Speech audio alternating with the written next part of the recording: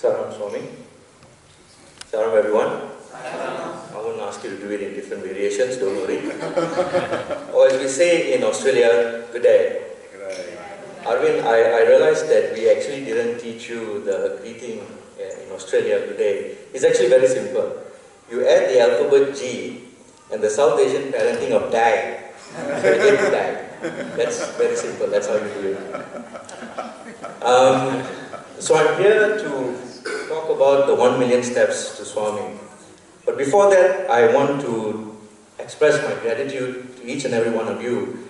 You know, it's been a wonderful feeling of warmth and hospitality here in New Thailand.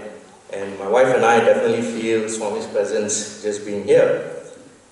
But there is a much greater gratitude that I have to share on behalf of Australia, all of Australia, to each and every one of you.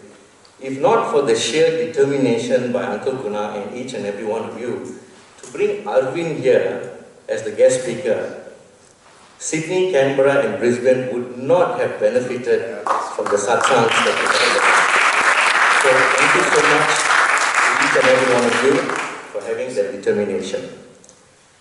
Now 1 million steps to Sai. Now before that, Swami says, take 1 step towards me and I will take 100 steps towards you. All of us have heard this before. So we are going to embark on this sadhana plan on the 24th of April 2023 in conjunction with Aradhana Mahotsavam. But before I go into this whole sadhana plan, just steps in general as a form of exercise, we know has many health benefits, and I'm sure the doctors in this room will also agree that just citing a few examples, steps, it helps maintain your weight. I'm not a very good example, but I understand that it helps maintain your weight. It helps regulate your blood sugar levels. You know, it helps strengthen your heart muscles. So even if it's not a sadhana plan, we should all commit towards steps as an exercise, fundamentally just for our health. But something very, very practical and that we can do every day. Sometimes even to dedicate time for meditation, we struggle. 1 minute, even 30 seconds, sometimes we struggle. But steps is something that we do every day. So why not turn that into a sadhana plan? And that is what the sadhana plan is all about. So on the 24th of April 2023, this sadhana plan is all about 1 million steps to Swami's 100. 1 million sounds a little bit over ambitious, doesn't it? 1 million steps to Swami.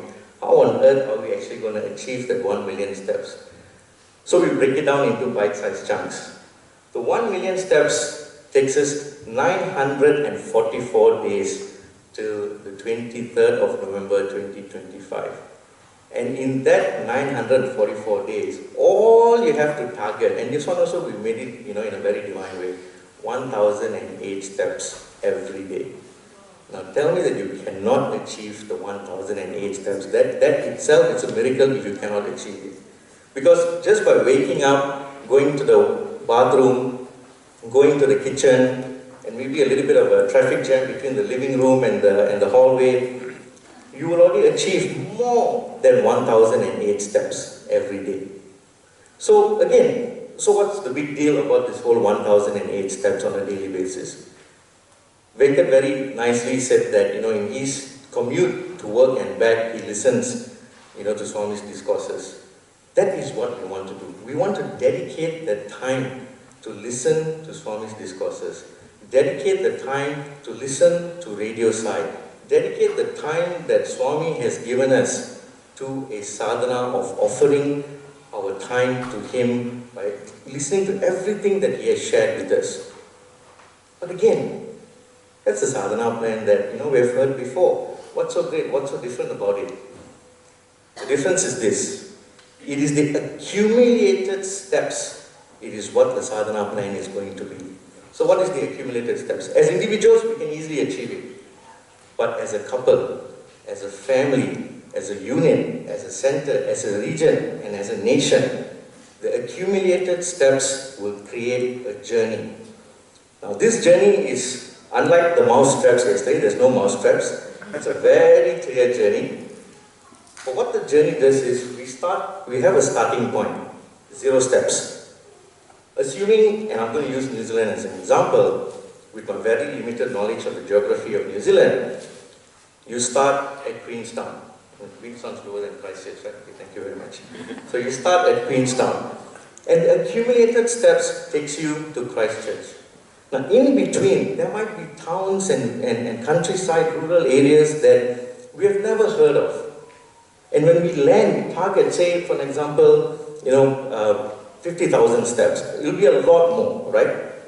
When we arrive in that town, let's find out a little bit more about the history of that town, about the community. What do they actually do over there? What is the need of the hour? And subsequently, a project, a service project, or anything of that sort will be dedicated towards that particular town. And we're doing the same thing in Australia as well. We will have a starting point, and that will take us all around Australia to all the different country towns which we have never heard of. And we'll find out about what the town is all about, the richness of the history and the culture of the town. But more importantly, is what service can we render and dedicate to the community. And Australia is still, from all the bushfires and the floods, there's a lot of communities there that are still recovering from all these disasters. And here's an opportunity for us to actually render our services. So even somebody from Western Australia, merely by walking every day and making this into a sadhana, their steps into a sadhana, the accumulated steps will take us to a particular town that we can then render a service activity. And it can be anything. It may not necessarily be a service activity. We can dedicate bhajans. We can dedicate chanting of Gayatri. Anything that sends positive energy towards that particular community. So the reach, so this is what the outreach program is all about.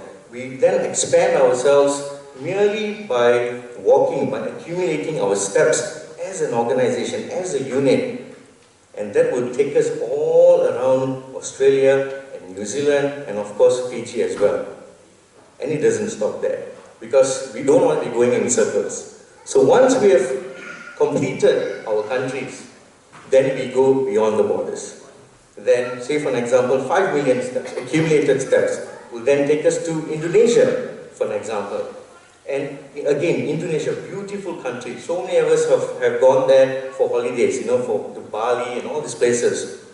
But there are so many villages and towns over there that in terms of its richness of its culture, in terms of the need of the community, there's so much that we can even contribute. And the plan is to partner with the international organizations in these countries to give us an opportunity to also contribute service activities or any form to those towns and countries.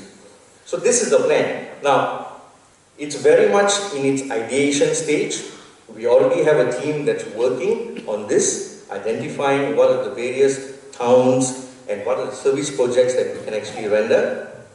And I shared this at the zone meeting, and Uncle Guna has kindly said that New Zealand would like to come on board. Brother Sharvik from Fiji has said that Fiji would like to come on board. And what we will need here is then a few people who know the geography and the need of New Zealand a lot better than us in Australia trying to figure it out. And from there we plan together what exactly the path is, the journey is, and what are the service activities, what is the need of the hour, and how we can take Swami's message out to the community. So this is what the 1 million steps to Swami's 100th is all about. Remember, we have got 904, no rush.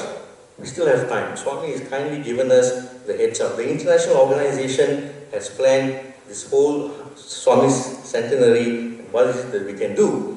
And everything that's being planned in the 100th birthday celebration will be encompassed as part of this 1 million steps to Swami's 100th. Now, we all suffer from what is called spiritual Alzheimer's. Have you ever heard of the term before, spiritual Alzheimer's? Spiritual Alzheimer's is basically, we have come from the source, but we have forgotten how to go back. And over the years, over decades and centuries, avatars have come to remind us what is the pathway back to God. What is the pathway back to the source? So these steps will take us back. And I didn't know what the theme of this conference was all about. But as I was sitting here in the 3 days, I thought to myself, how nicely Swami is just putting everything and it's all falling in place. The Spirit is calling. And with the steps, let's get going. Sarah, thank you.